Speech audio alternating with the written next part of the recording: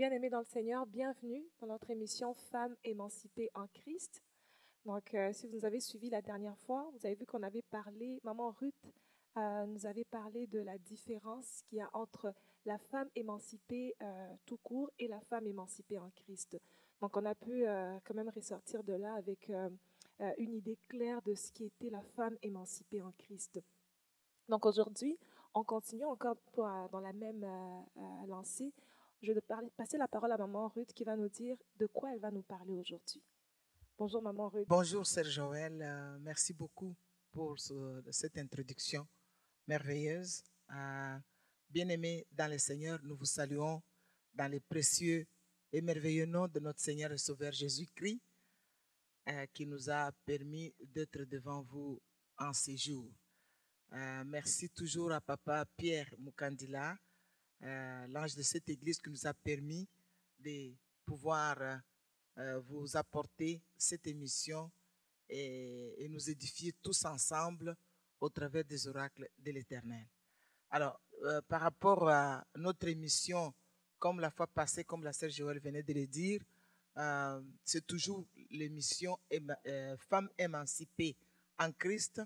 Et aujourd'hui, comme sous-titre, nous allons parler de l'école de la prière. Alors, je ne sais pas si la sœur Joël a une question ou vous voudrez que je puisse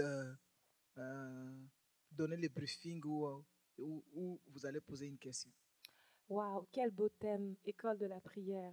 Donc, j'aimerais que vous puissiez un peu nous expliquer. Je vais vous laisser la parole, Maman Ruth, pour que vous puissiez nous en dire un peu plus. Merci beaucoup pour votre question, sœur Joël. Donc, l'école de la prière, qu'est-ce que cela veut dire? Donc, nous savons que nous tous, en tant que chrétiens, nous savons prier. Nous savons prier. On prie d'une manière ou d'une autre. On prie avec émotion. On prie en louant Dieu. On prie en adorant Dieu.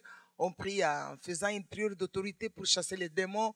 On prie de toutes sortes de prières qui nous arrivent. Il y en a même qui prient, qui pleurent, qui supplient, comme une prière de supplication que nous remettons, qui nous permet de nous attacher, de nous montrer à Dieu, de pleurer sur différents problèmes et difficultés que nous endurons. Alors, mais l'école de la prière va nous permettre de connaître c'est quoi la prière, comment s'adresser à Dieu dans la prière et comment a commencé la prière et pourquoi la prière.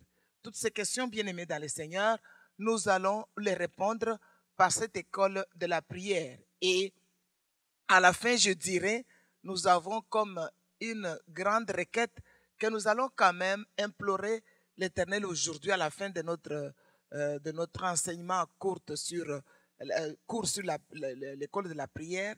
Nous allons quand même demander dans notre prière aujourd'hui que Dieu nous fasse grâce, que cette pandémie s'éloigne du monde. Donc, c'est la grande requête que nous allons adresser à Dieu aujourd'hui. Je vois que la sœur Joël a une question. Allez-y, sœur Joël. Donc, c'est un très beau thème, Maman Ruth. Donc, pour commencer, vous avez tantôt mentionné, cité les types de prières. Vous avez dit prière de supplication, prière pour chasser les esprits mauvais, les esprits méchants. Vous avez parlé de une personne qui peut prier avec émotion. On aimerait avoir une idée claire de... Je sais que vous allez vraiment définir la prière comme proprement dite, mais est-ce que vous pouvez nous dire, nous citer, est-ce qu'il y a des sortes de prières? Est-ce qu'il y a juste une prière ou il y a des sortes de prières? Vous l'avez dit tantôt. Merci beaucoup pour votre question, sœur Joël. Moi, je vais commencer par l'origine même de la prière. Je vais donner la différence entre la prière dans l'Ancienne Alliance et la prière dans la Nouvelle Alliance, ce que nous appelons dans le langage commun des chrétiens le Nouveau Testament et l'Ancien Testament. Donc, dans l'Ancienne Alliance, nous voyons bien qu'il y a eu beaucoup de gens qui ont prié dans l'Ancienne Alliance, mais la prière était beaucoup plus adressée à Dieu directement. Et comme nous pouvons le voir dans 1 Roi, chapitre 8, verset 28, si vous pouvez nous les lire, ça va pouvoir édifier les gens. nous voyons ici que ce que la sœur Joël va lire, c'est la prière de Salomon. Alors, vous avez dit 1 roi. 1 roi, chapitre 8, verset 28. 1 roi 8, verset 28. 1 roi chapitre 8, verset 28, je lis au nom de Jésus. Amen. Toutefois, l'Éternel, mon Dieu, sois attentif à la prière de ton serviteur et à sa supplication. Et écoute le cri et la prière que t'adresse aujourd'hui ton serviteur. Amen. Amen. Donc, nous voyons qu'ici, le roi Salomon s'adressait à Dieu. Et Dieu va répondre à cette prière à 1 roi, chapitre 9, verset 3. Le chapitre suivant. Vous pouvez lire, Sœur Joël. Oui. Je lis au nom de Jésus. Amen. Et l'Éternel lui dit, j'exauce ta prière et ta supplication que tu m'as adressée. Je sanctifie cette maison que tu as bâtie pour y mettre à jamais mon nom, et j'aurai toujours là mes yeux et mon cœur. Amen. Amen. Donc nous voyons que Dieu a répondu directement à Salomon, à sa prière. Donc, dans l'Ancienne Alliance, la prière était adressée directement à Dieu. Et nous pouvons aussi inclure là-dedans que dans la prière de l'Ancienne Alliance, les gens priaient et craignaient la loi. Il y avait la loi qui régnait à l'époque. Et beaucoup de gens avaient peur de la loi. C'est pourquoi à chaque fois que les enfants d'Israël commettaient les péchés, ils apportaient un agneau, ils apportaient un mouton pour immoler, et comme holocauste à l'église, au sanctuaire plutôt, et les sacrificateurs pouvaient immoler ça pour tuer l'aliment, verser le sang et pour expier les péchés de celui qui a apporté l'animal. Alors, la loi était tellement dure que l'apôtre Paul nous l'a expliqué dans Romains chapitre 5. Si vous pouvez nous les lire, Sœur Joël. Romains 5, à partir du 12e verset. Romains 5.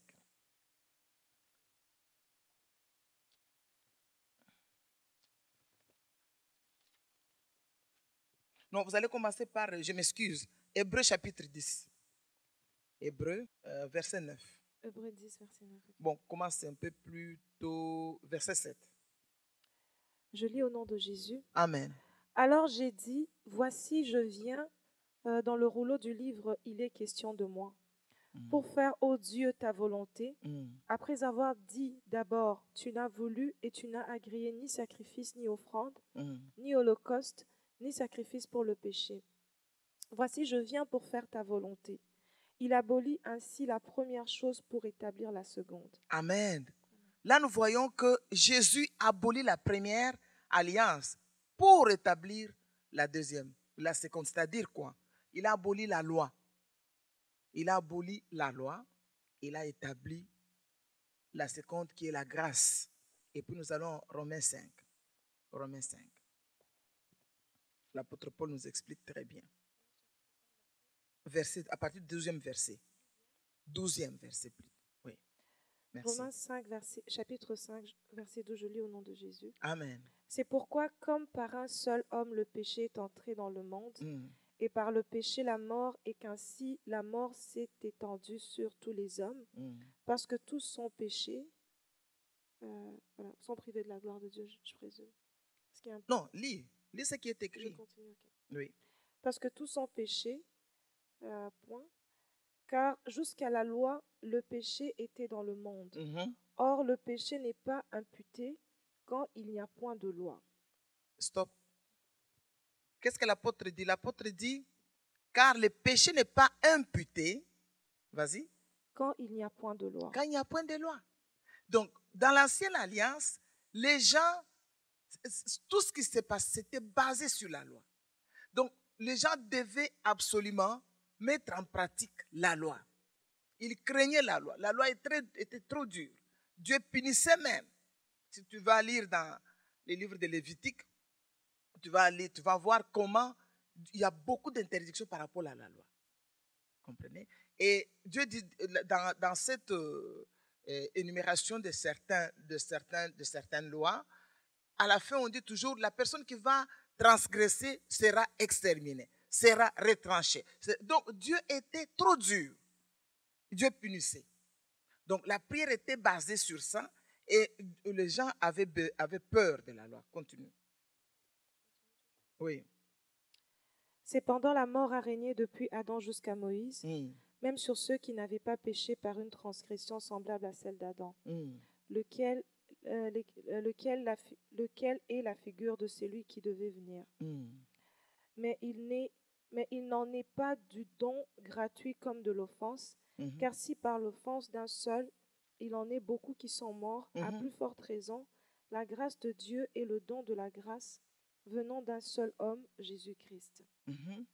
Je continue. Ont-ils été abondamment répandus sur beaucoup? Voilà, les dons de la grâce et la grâce, les dons de la grâce et la grâce ont été répandus sur beaucoup. Continue. Il n'en est pas du don comme de ce qui est arrivé par un seul qui a péché, Mm. car c'est après une seule offense. Je m'excuse. Là, il dit, il n'en est pas, répète la phrase.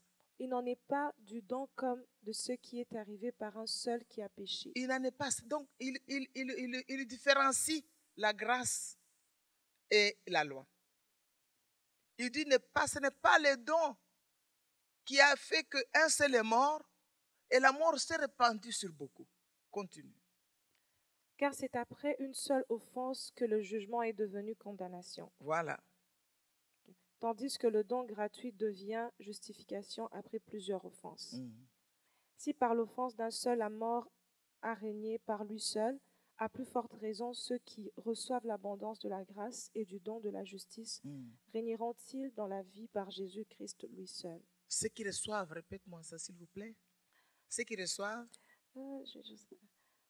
Si par l'offense d'un seul, la mort a régné par lui seul, à plus forte raison ceux qui reçoivent l'abondance de la grâce. Ceux qui reçoivent l'abondance de la grâce, régneront-ils et du don de la justice, régneront-ils dans la vie par Jésus-Christ? Dans la vie par Jésus-Christ. Donc aujourd'hui, la prière est différente de cette prière qui était adressée à Dieu et dont la crainte était beaucoup plus axée sur la loi. J'ai une question par rapport à ça, Maman Ruth. Oui. Je vais juste revenir dans l'Ancien Testament, quand vous avez parlé de la prière que le roi Salomon adressait à Dieu. Oui. J'aimerais savoir, est-ce qu'il y avait une certaine classe de personnes qui devaient élever leur voix vers le Seigneur, ou c'était tout le monde qui pouvait... parce que je sais, quand vous avez dit les gens priaient, juste pour faire une distinction, est-ce que c'est tout le monde qui priait ou il y avait certaines personnes qui étaient choisies, qui pouvaient élever la voix vers le Seigneur? Non. Il n'y avait pas de gens qui étaient choisis. Tout le monde pouvait prier, mais c'est comme je viens de le dire, et comme tu lis l'apôtre Paul, les gens avaient peur de la loi. Il y avait une manière de prier pour que la personne soit rassurée que ce que j'ai fait a été effacé. Il faut qu'il amène l'agneau, le mouton, au sacrificateur. Et le sacrificateur va faire quoi? Il va immoler pour lui, et pour lui, le péché est expié. Tu vois? Donc, imagine-toi pendant toute l'année, cette personne va immoler combien de moutons? Tu comprends? Donc, les gens étaient comme limités. Ils étaient attachés à ça.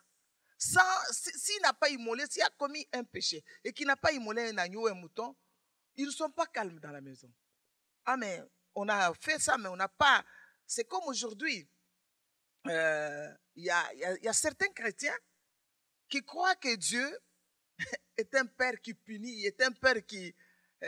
il y a des gens qui sont inquiets pour un oui, pour un non, et qui vont dans leur maison avant de dormir, il va commencer à se culpabiliser.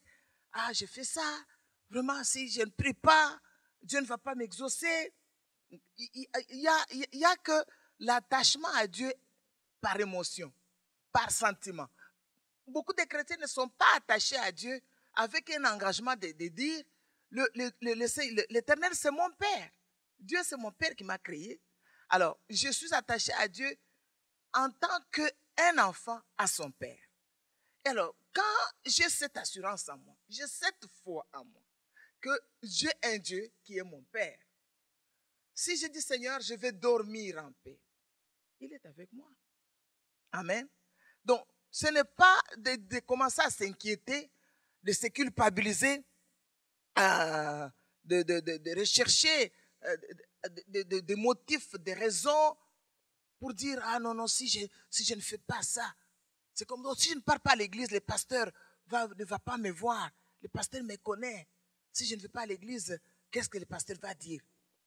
Non, non, non, je dois aller à l'église. Mais cette personne vient à l'église, ce n'est pas pour Dieu. Ce n'est pas pour sa vie. Ce n'est pas pour son salut. Il vient pour le pasteur. Or, le pasteur ne peut pas le sauver. Amen. Est-ce que tu es d'accord avec moi?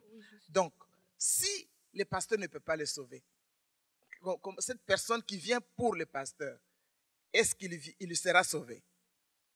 Est-ce qu'il sera sauvé? Nous voyons. Donc, c'est ce qui s'est passé dans l'ancienne alliance.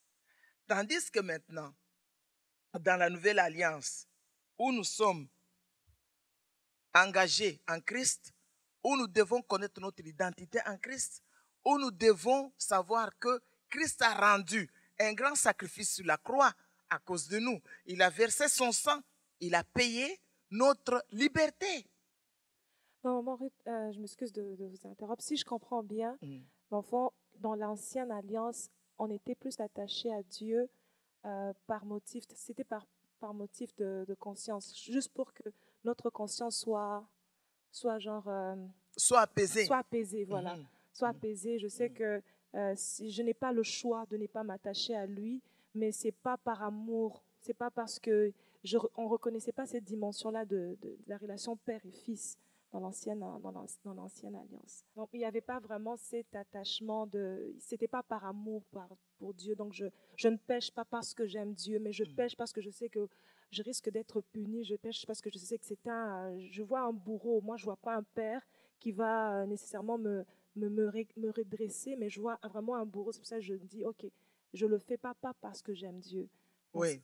Si je comprends bien, c'est ça. C'est comme ça que la prière était conçue dans l'ancienne alliance. Bien sûr, les gens craignaient la loi, parce que la loi était considérée comme un pédagogue. Tu comprends? Donc, si je n'ai pas obéi à la loi, je serai puni. Alors, pour ne pas être puni, je vais prier, je vais offrir mon mouton au sacrificateur pour que mon péché soit expié. Donc, c'était comme ça. Mais la différence avec la nouvelle alliance, ce n'est pas la même chose. Et même alors, dans l'ancienne alliance, il y a des gens que Dieu avait choisis à l'époque, mais qui se sont toujours corrompus. Dieu a choisi Noé. Hein? Pourquoi Dieu avait, à l'époque, dans Genèse chapitre 6, où on dit que cette génération était corrompue. Et pourquoi Dieu a pris la décision d'exterminer toute la terre? Dieu a fait pleuvoir la pluie 40 jours, 40 nuits. Dieu a regardé comment tout sur la terre était exterminé un à un.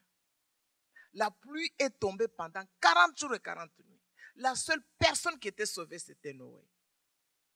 Il a trouvé grâce devant Dieu et Dieu s'est adressé à lui. Noé a construit l'arche sur l'ordre de l'Éternel. Mais si nous voyons bien comment Noé a construit cette arche, il avait l'aide de Dieu. Tu comprends?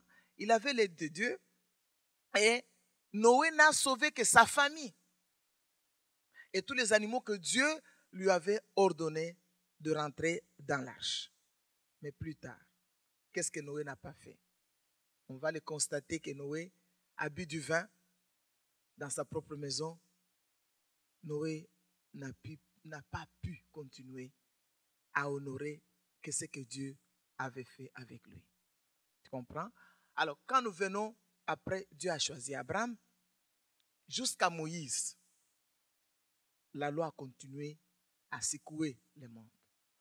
Et nous allons voir maintenant dans la nouvelle alliance, c'est quoi la prière.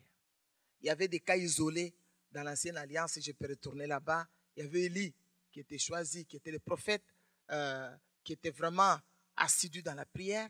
Nous voyons la Bible dit dans l'apôtre Jacques nous dire, Élie était de même nature que nous. Il a prié pour arrêter la pluie pendant 3 ans et demi, n'est-ce pas? 3 ans et 6 mois. Et il a encore prié pour que la pluie retombe sur la terre. Et la Bible, l'apôtre Jacques dit, Élie était de même nature que nous. Est-ce que tu comprends, ma soeur? Alors, de ce fait, c'était des cas isolés comme Enoch. Enoch a marché avec Dieu et Dieu l'avait amené au ciel. N'est-ce pas? Donc, ces cas isolés n'étaient pas comme aujourd'hui, comme des gens où est-ce qu'il y avait un grand nombre de gens qui suivaient Dieu avec amour, avec assiduité, avec beaucoup de persévérance dans la prière.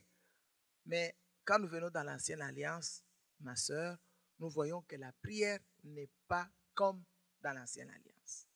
Nous voyons, nous prions aujourd'hui au nom de Jésus-Christ. Jésus-Christ lui-même, tout ce que vous demanderez à mon nom. Tout ce que vous demanderez à mon nom. Tu comprends? Si tu lis Jean chapitre 15. Voilà. Non, ça c'est Marc. Oui. Mais va Jean chapitre 15. L'évangile de Jean, chapitre 15. Jean chapitre 15, je lis à partir du verset 1er. Je lis au nom de Jésus. Amen. Je suis le vrai cep et mon Père est le vigneron. Mm-hmm. Tout sarment qui est en moi et qui ne porte pas de fruit, il le retranche. Mm-hmm. Et tout sarment qui porte du fruit, il émonde afin qu'il porte encore plus de fruits. Amen. Tu vois ici, Jésus-Christ parle de son Père. Il dit, je suis le vrai cep et mon Père est le vie et le vigneron. Tout sarment qui demeure attaché au cep, qu'est-ce que son Père fait? Il émonde. Il l'émonde. Pourquoi il ne dit pas je l'émonde, mais il parle que son Père va l'émonder. Et tout sarment qui ne porte pas de fruit, qui n'est pas attaché, qu'est-ce que son Père fait? Il le retranche. Il le retranche. Tu vois? Donc, il y a aussi quelque part où Jésus dit, tout ce que vous demanderez à mon nom, vous le recevrez. Mais à Marc, là, il dit, là, c'est l'assurance de la foi. Il dit que tout ce que vous demandez en priant, croyez que vous l'avez reçu, ça, c'est la foi. Ça, il veut rassurer le monde que si tu pries avec foi, crois en ta prière et tu vas voir ça, c'est là s'accomplir. Ça, c'est autre chose. Mais ici, nous parlons de la prière. Christ est venu montrer la différence. Christ est venu donner la lumière. Christ est venu apporter la clarté dans tout ce que nous devons avoir comme relation étroite avec le Père. N'est-ce pas? Christ est venu en tant que parole. Jean nous dit dans chapitre 1er de Jean, il dit, au commencement était la parole était avec Dieu. Tu comprends? Et au verset 12, il va nous dire, à tous ceux qui l'ont reçu, à tous ceux qui croient en son nom, cette parole donne le pouvoir de devenir enfant de Dieu. Vous voyez? Donc, Christ est venu apporter un plus, la lumière, comme je peux me le répéter. Comme pour dire que, comme nous avons lu dans Hébreux, chapitre 10, au verset 9, il dit, il a aboli la première pour établir la seconde. Donc, aujourd'hui, nous avons, comme lui-même, il est le chemin, la vérité et la vie, c'est lui notre bouclier. C'est lui en qui nous pouvons nous confier. La prière adressée à Dieu par Jésus-Christ porte de fruits, est exaucée immédiatement. Tu comprends? Donc, on n'a pas besoin d'immoler le mouton. On n'a pas besoin d'immoler l'agneau. Pourquoi? Parce que Christ s'est donné. Christ est notre mouton. Christ est notre agneau. Christ s'est donné à la croix. Il a versé son sang. Christ avait tous les pouvoirs avec lui de dire non à ses bourreaux. Mais pourquoi il a accepté? Il a accepté parce qu'il était l'agneau. Si on amène un agneau ici, on veut l'immoler, on veut le couper, l'agneau ne bougera pas. C'est un animal très très doux. On va couper la tête de l'agneau, tu ne le verras pas résister. C'est ce qu'il a fait, c'est ce qu'a fait Christ Jésus pour nous. Alors, nous, c'est pourquoi il dit tous, demandez à mon nom. Nous prions au nom de Jésus-Christ. Nous demandons des choses au nom de Jésus-Christ. Amen, amen. Waouh, waouh, waouh. Vraiment, on est béni aujourd'hui par cette parole. Là, on sait facilement distinguer la prière euh, dans l'Ancien Testament et la prière dans le Nouveau Testament. On voit la puissance qu'il y a dans le nom de Jésus-Christ, que toute prière aujourd'hui doit se faire au nom de Jésus. Et on voit que c'est lui l'agneau qui a été immolé. Il est parti à la croix. Donc, on n'a plus besoin vraiment de brûler les moutons. On n'a plus besoin de faire des expiations. Pourquoi? Parce que Jésus s'est lui-même donné. Jésus a été immolé pour nous. Donc, il s'est expié. Donc, aujourd'hui, on s'adresse à Christ pour tout ce que nous avons besoin, toutes les difficultés que nous traversons. Même quand nous l'élevons, nous l'adorons, on le voit se manifester car il est fidèle à sa parole comme il le dit. Donc, Maman Ruth, j'aimerais qu'on puisse clôturer. On est déjà arrivé à la fin de notre émission. Oui, je m'excuse, Sœur Joël. On ne peut pas clôturer sans parler du Saint-Esprit. Amen, amen. Quand Christ voulait monter au ciel, Acte chapitre 1er, verset 8, il a dit, vous recevrez une puissance. Le Saint-Esprit surviendra sur vous et vous serez mes témoins. Amen. Aujourd'hui, nous avons le Saint-Esprit. Jean chapitre 14, verset 15. Il dit, si vous m'aimez, gardez mes commandements. Et moi, je prierai le Père. Il vous enverra un autre consolateur. Le consolateur, le Saint-Esprit. L'Esprit de vérité que le monde ne connaît point et ne voit point. Mais vous, vous le voyez, vous le connaissez, car il demeure en vous et il demeure avec vous. Et il sera en vous. Tu vois? Il parle du Saint-Esprit. Et quand il voulait monter au ciel, il a laissé cette parole pour dire, vous recevrez une puissance. Le Saint-Esprit surviendra sur vous et vous serez mes témoins. Amen. À Jérusalem, en Judée, dans la Samarie, jusqu'aux extrémités de la terre. Aujourd'hui, le Saint-Esprit est avec nous, il habite en nous. Dès que tu acceptes Christ Jésus, tu es baptisé par le Saint-Esprit. Le Saint-Esprit est en toi. C'est juste que nous, les chrétiens aujourd'hui, il y en a beaucoup qui ignorent le Saint-Esprit. Oh, le Saint-Esprit est avec nous. Si tu lui parles, il va te conduire. Il faut lui parler, il est là pour ça. Tu as besoin de quelqu'un. Il dit, Saint-Esprit, aide-moi. Saint-Esprit, aide-moi. Saint-Esprit, conduis-moi. C'est l'esprit à lui-même, il joue cette fonction. Le Saint-Esprit de Dieu. Il est révélateur, il est conducteur, il est consolateur. Il est celui qui nous conseille.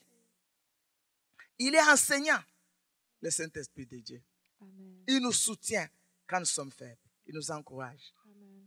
Amen. Donc le Saint-Esprit est très, très important parce qu'il habite en nous et il est avec nous. Il nous conduit. Il nous montre quoi faire, quoi ne pas faire. Le Saint-Esprit de Dieu. Il dirige l'Église de Christ. Le Saint-Esprit de Dieu.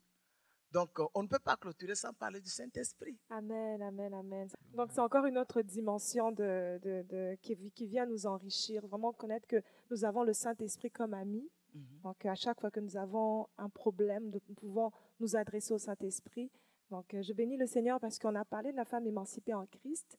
Et là, c'est encore un autre point qui vient enrichir la marche de la femme émancipée, connaître la puissance de la prière au travers du nom de Jésus-Christ et aussi la connaissance du Saint-Esprit en nous qui nous conseille, qui nous dirige, qui nous guide. Donc ça, c'est vraiment une grâce. Et j'avais même perdu quelque chose, Sœur Joël, je m'excuse beaucoup. La Bible dit qu'il nous arrive de ne pas savoir quoi demander dans nos prières. Le Saint-Esprit intervient par des soupirs inexprimables.